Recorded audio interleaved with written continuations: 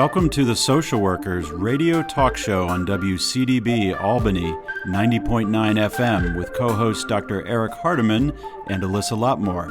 Here at the Social Workers, we address issues important to our communities with social work students, alumni, and community partners as our guests.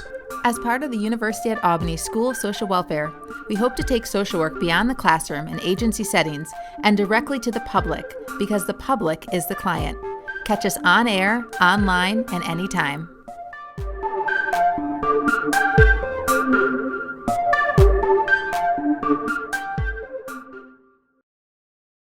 Welcome to the Social Workers on WCDB Albany. My name is Eric, and I'm here with Alyssa Lotmore. Welcome back, Alyssa. Hey, Eric. Great to be here. Always great to be here. We have a really great conversation today with a special guest who we'll introduce in just a minute. But, what's been going on with you and what's been going on with the school? It's just been a busy time because it's as we know, it's our 60th anniversary. Yeah. And there's also the launch of a new curriculum in the fall. And one of the things that people will hear from our guest today is she mentions micro and macro social work. So micro is more that work and practice with more clinical work, one-on-one, and then macro is more of the policy types of work.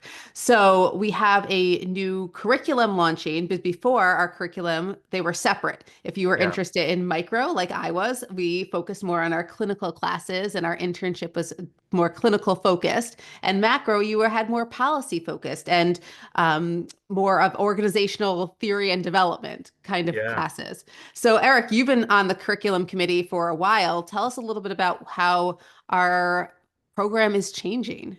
Yeah, I mean, it's, you captured it really nicely, Alyssa, that sort of social work as a profession has always had this, its reach is so broad, and we talk about that a lot on this show, that social work, reaches all kinds of different populations and issues and topics, but also at multiple levels. So it's at the individual level, at the family level, at the neighborhood level, the community level, the state level, it's at all these levels, and they're not always the same. So you've got clinical, as you put it, one-on-one level of working with individuals trying to better their lives. But then you have social workers who work at the policy level, who are doing administrative and organizational work, who are doing national, federal level. Our last guest, Sharon Kohler, doing, national level work. We have people doing international work. All of these different levels are, they're all social work, but they're quite different, right? And so as a school, and we're not alone in this, a lot of schools of social work have traditionally separated those wings of social work education. So students in an MSW program would have to choose, am I going to focus on clinical work, direct work with individuals, or can I focus on big picture policy, legal, administrative, organizational levels of work? And one of the things that at the School of Social Welfare at the University of Albany, one of the things we've heard from students over the years as faculty members, whenever we would have focus groups or get feedback from students at the end of courses, they would always say, we want to do both. We want to do all of it. We don't want to just learn micro or clinical social work. We also want to learn organizational and administrative and policy work. And they're connected. They're not really, that distinction between the two is kind of a false dichotomy in a sense. And students told us that. And I think we knew that, but we'd always taught that way. And we'd always, there's separate textbooks and there's separate courses and there's separate ways of thinking almost. How you affect policy change is very different than how you affect clinical, individual level, micro level changes in a person. On the other hand, there's some continuity there too, because we're approaching all of this as social workers. So long-winded way of saying this separate way of thinking about micro versus macro, clinical versus macro, we've decided as a school a number of years ago that we would push beyond that and try to encourage students and teach students how to integrate the two, how to kind of show them the connections between individual level work and macro level work, administrative, policy, state, national, international levels. It's all connected. and it's integrated, and there's ways to teach them together rather than teaching them separate. So again, long-winded way of saying we have a brand new curriculum that will be starting in the fall of 2025. And so that means that students starting our MSW program in the fall of 2025 will, they'll be taking courses that really teach them about the integration of all these levels. So they might look at a particular case situation of an individual, but then see how that individual sits in a family, a neighborhood, a community, how policies impact them, how neighborhoods and communities and states impact them, counties, government, all that stuff. It's all connected, right? And so I think our new curriculum will really encourage students to look at it that way. It's a challenge. It also means that we as a faculty have to teach differently. We have to think differently. And so all of our comfort zones about how we approach social work education and training social workers, we kind of have to throw them out the window a little bit and think about how do we teach this in a new integrated fashion. So that's probably more than you asked for, but that's kind of It where is we are. perfect. It is perfect. And I think it's a great way to go into our interview with our Yeah, guest because our guest, Jennifer Harvey, a 2012 IAP Internships in Aging MSW graduate, yeah. does both that in her work. She has the macro focus, but a lot of micro work is incorporated into what she does. So Eric, I'll have you introduce our guest and we'll jump right into the interview. Yeah, Jen's a really great example. I'm glad you said that, Alyssa, because she's done clinical work. She's worked directly with people, but then she didn't stay with that. She moved into more, macro level administrative, sort of bigger picture issues. And she talks about that in our conversation. It's really great to see someone who does all of it, who sees it from all the angles and all the sides. So I was listening to her thinking, if her curriculum experience, her educational experience had talked about the integration of those levels, she might have gotten to where she is quicker, because she might have seen these connections and, sort of rather than kind of working in one job doing this and then having to move to another job doing that, there might have been different opportunities for her. So Jen Harvey joined an organization called Touching Hearts at Home of the Capital District in 2020, and then she became a co-owner of that same organization in 2022. She brings over 13 years of experience in geriatric social work, all in the Capital Region of New York. Jen has a bachelor's degree in elementary and special education from the College of St. Rose and a master's degree in social work from the University at Albany. She is also a certified dementia practitioner and brings years of experience supporting individuals living with dementia and their families. In 2020, she founded the Senior Networking Resource Group, also known as SNRG, as a way to keep area professionals connected throughout the pandemic. And we talk about that in our conversation with her. 4 years later, it's still a powerful network of aging services providers that spans the Capital District.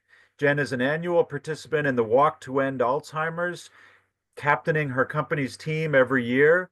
She's also co-chair of the Capital Region Caregiver Coalition. And in 2023, Jen became a member of the board of directors for LifePath in Albany, New York. So it's quite a bio. It was a great conversation we had. It's, brought up a lot of inspiration for me and a lot of ideas. And hopefully folks will enjoy listening to this. So All let's right. go to the conversation, Alyssa. This is our conversation with Jen Harvey here on the Social Workers, WCDB Albany.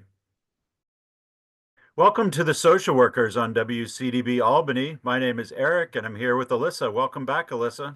Hey, Eric, great to be here as we continue to talk to so many of our alums because it's our 60th anniversary year. So we're really taking the time to highlight alums from all different times at the university. So Yeah, and speaking of alums, welcome, Jen. We have Thank you. with us Jen Harvey. Thank you very much. Happy to be here. Yeah, we're excited to have you on the air today. no, Jen, we were chatting before we started recording, and you have a passion for working with the aging population. You were a 2012 IAP alum. And when people think of aging, like, is that something you discovered when you came into social work? Let's talk a little bit about the beginning. Like, what got you into social work, and was aging always a passion of yours? The easy answer is no. It was definitely not. And it's funny because I always ask when I'm training new staff, I always ask like, what got you here today? How did you end up at this table with us today? And my story is very accidental. I always say I accidentally ended up working with older adults. So my bachelor's degree is in special education. So I taught special ed for a few years. And when I decided to go back and get my master's in social work, I just assumed I would continue to work with kids and families. I didn't really know exactly what I would do, but um, I just made that assumption. So the school is wonderful. The university is wonderful in putting you in situations that you've never been in before. And they said, we're going to put you with a population that you've never worked with. And I remember calling my mom and I said, they're going to put me with old people, and I don't want to work with old people. Mhm. And they did. They put me in an assisted living for my first internship, my first year. And I really just fell in love with that population. And then my supervisor really encouraged me to look at the IAP program Mm. and to focus my studies there. And I haven't looked back since. And for listeners who are not familiar with IAP, we should share what that stands for. It's the Internships and Aging Project, Right. which is a long-running project at the University at Albany School of Social Welfare, which affords students interested in learning about working with aging folks the opportunity to work in specialized placements and learn more about what it means to work with folks on the older end of the age spectrum. So Right. what is it about that population, particularly when you first, got that placement and were first kind of introduced to it, and as you said, that wasn't your interest area. What was it about the population that sort of grabbed you and grabbed your attention? I I think, what I love about older adults is that they're very honest. Mm. And I'm very honest. And so I just found that there was in talking to them and being able to interact with them, we could just be really real. And coming from an education background, there's a lot of pressure when you're working with children that you're worried about like the whole rest of their lives and like, oh my gosh, what am I going to do to mess them up, as this teacher? And you take that really seriously, right? And with older adults, it's like they've lived their lives. And now I just get to be witness to where they are now and help them to live this chapter of their life with as much dignity and joy as they possibly can. And that was a real relief to me as a person. And I realized that I could actually, though, make a difference in their lives. Yeah. And I totally agree with you. I remember I wanted to work with kids. And for my undergrad, but I was a BSW, I said I wanted to work in a school. And I had like my 5 choices of top places that I want to intern. And I was put working with caregivers, with elderly caregivers taking care of elderly loved ones. So I totally agree that they do put you in the opposite of what you have have Yes, what suggested you that you think you think want to you do. want. Yes. Yeah, that's right. That's right. Oh. So tell me a little bit about your experience in the IAP program. I mean, it's celebrating its 25th year. IAP is Mhm. turning Yeah. 25. Yep. Tell everyone who I know who has been in the IAP program still comes back, still is involved. They have great things to say about the program. What was it that was different about IAP that in terms of in relation to the general being a general MSW student? Yeah. I mean, I appreciated that it was smaller, right? We had this small cohort that were all focusing on aging and we had that shared interest. So for me, that was really helpful because I love that community feel. And sometimes when you're in, a larger program, you can just feel kind of lost. So all of us connecting on that topic was really helpful. And then having our classes be focused on aging. Again, there's so much you can do with social work. So zeroing in was really, helpful to me. I like learning that way. And I was just gonna say one more thing about it. Yeah, I mean, it was just such a great experience to I think be with other people who had that common interest. I think that was Yeah. overall the best part about it. And so you graduated with your Master's of Social Work in 2012. Mhm. Lead us through what your kind of immediate steps were after that. What was life like after that? Well, so my first job was at the assisted living that had kicked off my love of aging, which was awesome. The stars kind of aligned and they were looking for a new case manager and I was graduating, so that was perfect. I always wanted to be more of a macro social worker. Mm. And so, but my friends will in social work will say, you're a macro social worker with a micro heart. So I love connecting with people and working one-on-one, but I always really wanted to look at larger system stuff. Um, so I worked there for a few years, and then I moved on to managing a day program with the Eddy. And then from there, I stayed with the Eddy and worked with the New York State Caregiver Initiative Okay. to work with caregivers of people living with dementia. And so I worked with End Alzheimer Mm. services and got their program up and off the ground. I worked in pretty much every role that I could there. And now I'm with Touching Hearts and we do home care. And talk a little bit about that, So but touching, that's what I want to talk yeah. about, Touching Hearts. But I Yeah. saw on LinkedIn, and you were doing all these posts about this organization and how you're, is it a co-founder for Touching Hearts? And I just was really curious as to what it is. I wanted to know more. So, Great. Well, so Touching Hearts, we're a non-medical companion home care agency. Again, it's another situation where like I never expected to be doing home care. Not something I ever planned. Um, so we are a for-profit business, and we help people at home. We help them to, stay at home by providing caregivers to help with all those activities of daily living that keep people independent as possible. We know older adults, they want to age in place. They want to stay home. They don't want to have to move and leave where they're comfortable. So we help them to do that. So we're a national franchise, and then our office here in the Capital District serves the 4 main counties in the Capital District. So Albany, Rensselaer, Saratoga, and Schenectady.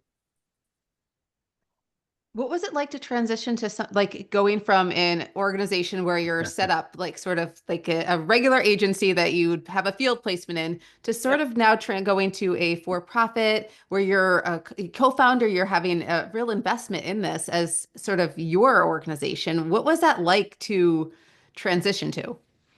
Hard. It's hard.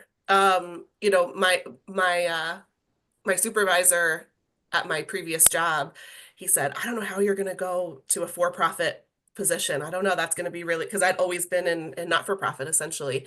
And, I think for me, if you're going to be in that sort of a position, then you need to use your position well, and for me, having a social work background, there's a way to work in the for-profit world so that you're bettering the people around you, even though, you're not a not-for-profit, which I think people sometimes think are more mission driven. And I like to think that we're mission driven too. It's just different. And then how do I use that place that I have of, power, for lack of a better word, right? How do I use that to help the rest of the community? And that's what I try to do in being involved in other things in the community. And share a little bit about those other things. I know you serve on Yeah. several boards and are part of certain coalitions and resource groups. So let's start off with the Senior Networking Resource Group. Yeah, so the Senior Networking Resource Group is a group of my own creation. Huh. Huh. So I started with Touching Hearts at the beginning of the pandemic. And so, and just to clarify too, so I was not an owner originally. I did start with them as their executive director, and then had the opportunity to become an owner a few years into that role. So so at the time I'm starting this new job, I'm trying to connect with people, I'm trying to get the word out. I was in charge of, marketing and outreach, and how do you do that in a pandemic? So I started a group called Senior Networking Resource Group. Actually, at first it wasn't called that. It was, I think we called it like coffee chat or virtual coffee hour or something like that. And I really was just trying to keep those connections with people that I had met in previous roles. And now I'm trying to keep those connections up because all those normal ways of connecting on a regular basis weren't Mm. available to us. We weren't getting together, so I started a monthly just group to meet online, and we would talk and share what we were doing. And and try to connect with each other and meet new people. So I met some wonderful new people, connected with people that I already knew. And it kind of expanded from there. So once we were able to meet in person, we started getting together monthly, really just trying to do, usually it was like educational stuff. We'd have speakers come in, but then we realized that the people who, social workers, but also people who take care of older adults, um, they're really special people. And we wanted to provide opportunities for people to also take care of themselves and have opportunities to be together and just as friends, for those of us who work in senior services in the Capital District, it feels unique to me. Maybe it's not, but it feels unique that we all really are friends. So we all Yeah. work in all these various places and supporting older adults, but outside of that, we really like each other. So we also wanted this group to feel that way, to feel like it's a Yeah. group of friends. It's Um, it's interesting hearing you talk. I hear this sort of and I'll put a word on it, but tell me if you think this doesn't apply, but almost an entrepreneurial spirit in the sense that you're look looking at situations, looking at communities, and kind of realizing where resources might be needed, and then just building things, building networks, yeah, that sort of entrepreneurialism in the sense of like starting things, and just if it's not yes, there, you build it. And yep. I think that's a really that's in some ways an approach that is kind of unique to social work, but some ways it may be just you. It may be just, your approach to kind of building things. I'm I think curious to it's hear you talk definitely, about like, how do you yeah, build and connect? yeah, yeah. It's definitely a combination of those two things. I've always been someone who just likes to build connections. I really value relationships. And I just want people to, if they don't have what they need, my thought is, well, how do we get you what you need? Mm. So yeah, I think that's where this group kind of came out of. And it's expanded since then. And where do you see it going? I mean, do you see, so this is, we're talking about the um, SNRG, I guess, the Yeah, so we Senior call it Network synergy. Yeah, we Synergy. pronounce it Okay. synergy. Yeah. Okay. So the Senior Networking Resource Group. So what's the, where does it go from here? Yeah. So, well, in 2 years ago, we expanded and I realized, I can't do this by myself. So I had a committee of just, I don't even know how we chose the committee, and we recently had someone ask if they could be on our committee, and I was like, I don't know, we don't have a formal process for that, which is actually great. And it's just a group again of friends. So right now it's all women, tend to be a lot of women in this field, and we all just started working together and figuring out where all of our different skills were. So I'm working with, highly skilled other people in our industry. Um, and so we've started to be able to do more because it's not just me. I was trying to send emails and plan the events and do everything, and I just couldn't do it all myself. So now there's seven of us. Um, and so our goal is just to continue to meet the needs of the group and evolve as needed. We looked at those four letters, SNRG, and we thought about like what do we want the pillars of what we provide to be. And so we used those same letters and said, self-care, networking, resource sharing, and growth. And so Hmm. we look at trying to plan events throughout the year that relate, to those kind of four pillars and always bring us back to those. Um, so this month we're talking about supporting seniors in the LGBTQ plus community with a speaker from the Pride Center. Um, Next month we're doing just some speed networking, just a really fun way to get together and learn about each other.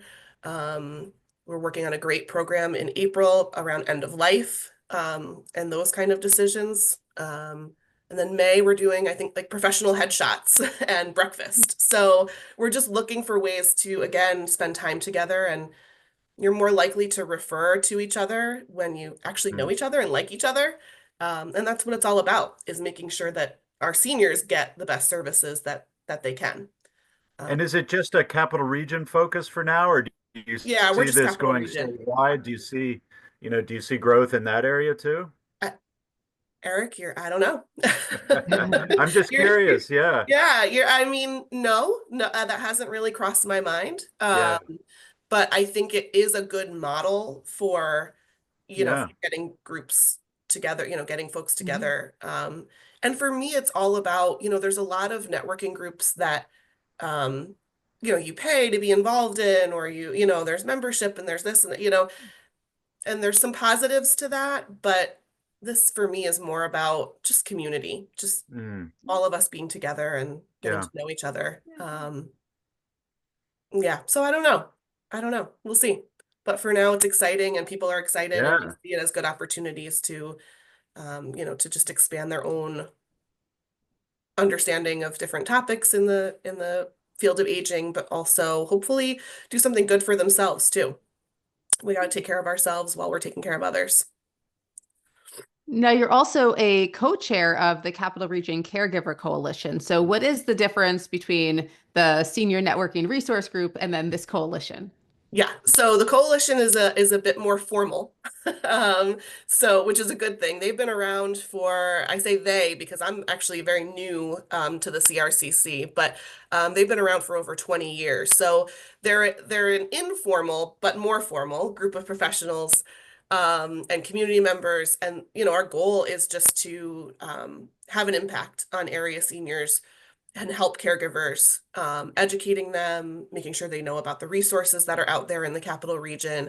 Um, and so, yeah, so we're a more formal group, and we're kind of going through a bit of a rebirth, I guess, this year. We're really just getting like reorganized and assessing what our goals are, what our mission is. But one of the big things that we do is our Tools for Caregivers event. And that's an annual event, free for caregivers all across the region. Um, this year it's Saturday, April 26th. For the past several years, we've hosted at Hudson Valley Community College. They have a wonderful Mm, space there. And it's just a day to learn and be together. We have lots of vendors who are there to help caregivers find, the services that they need. Um, but that's been a wonderful opportunity to work with, some of the same people, but also different people who do CRCC. And if And is anyone's it just, interested, oh, go ahead, Eric. I was curious, is it, is that group, the coalition, is it more focused on professional caregivers or informal ones too? So if someone Oh, is good taking question. care Yeah, of a loved one at home and kind of informal. isolated and not talking to other caregivers, Yeah. is that a resource for them as well? Yes, absolutely. Yes. We are focused on the family caregivers, the Okay, folks who are caring for someone. Yep. Yep. At great. home. Absolutely. Great. Because They that I assume can be, and I know from some experience too, can be an isolating experience. absolutely. Yeah. Absolutely. I mean, there are so many resources out there, and that's part of us. We just want to continue to, be a hub where people can find Hmm. those resources and find out what's out there. But yes, our focus is supporting family caregivers, or those what we call informal caregivers. Hmm. Yep. And if people were interested in learning more about that organization, if caregivers are interested in learning more, and the Tools for Caregivers event on April 26th, I know you had given me a website. It's www.capitalregioncaregiver.com. Yes. And is there information for them on there if they go to that? Yep. Yep. And we'll be starting to really promote it in the next few weeks. So you should see ads in the Times Union, and we're really trying to get it out there. But yeah, our goal is just to reach as many people as we possibly can. But the website is a little bit under construction, but this is good motivation for me to go in and do some more work on that. So, but our goal is for it to be really a hub for people to Hmm. find, and be connected to all those other places where there's information. And as if you Great. didn't have enough on your plate right now, you're also on the board of directors at LifePath. Mhm. So let's talk a little bit about that as well and the services that they offer to the community members. Yeah, so LifePath is their formerly Senior Services of Albany. So a lot of people, I think LifePath is Mhm. finally clicking with folks. It's been several years, but they provide a huge number of services to the community. So their main office is located in Albany on Colvin Ave, but then we have senior centers in Waterville and Cohoes. We have adult day programs, which I do want to talk about a little bit today. Um, we hold the contract with the county for Meals on Wheels. Mhm. There's lots of other educational programs, and then we're always looking for opportunities to, be recipients of different grants and things that we can do to add services to our area. So you mentioned Meals on Wheels. I know that's something that's come up in the news recently as, something that might be Mhm. potentially targeted or at risk of losing funding. Do you, without wanting to get too political here, do you have thoughts on sort of the current environment and what it might mean for seniors and for folks, that are caregiving and kind of in this world? Yeah. Without getting too political, right?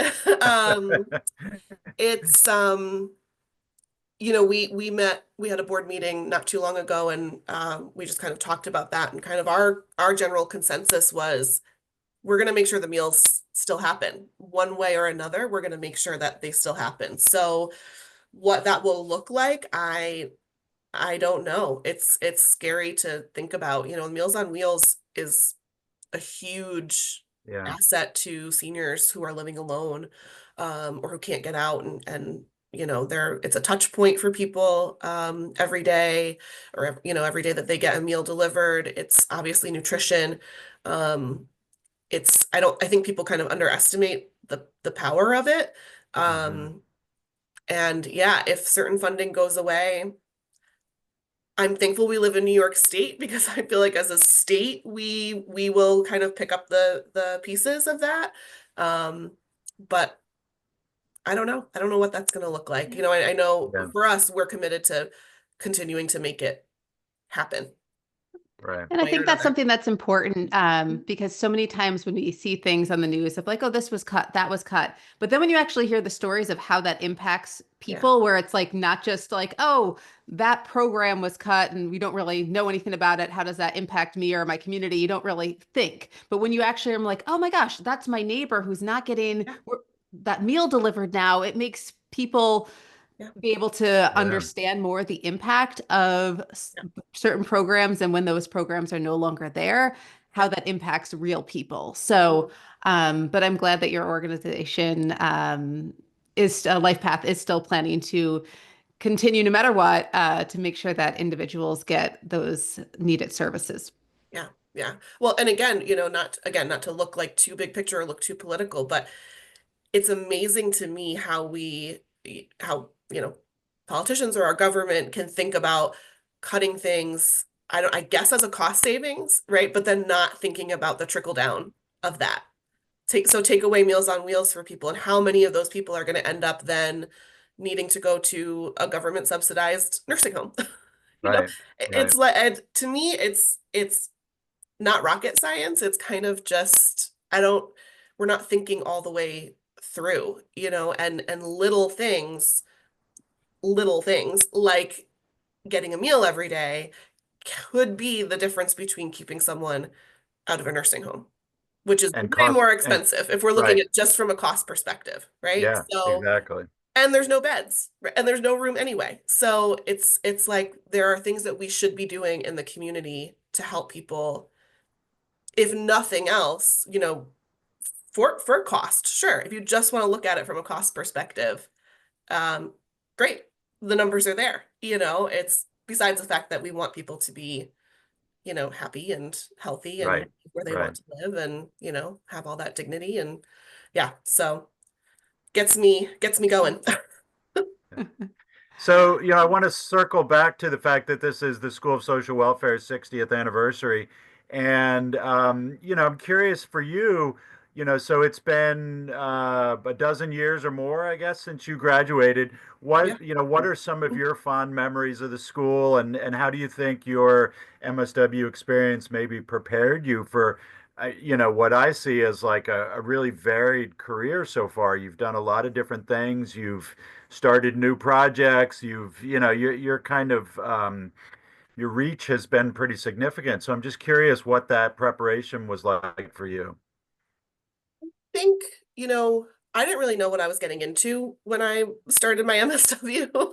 Um, and so I think for me, it made me brave, and it solidified for me that a lot of the things that I was kind of feeling in this drive for justice, that I had just inside of me, there was a place for that.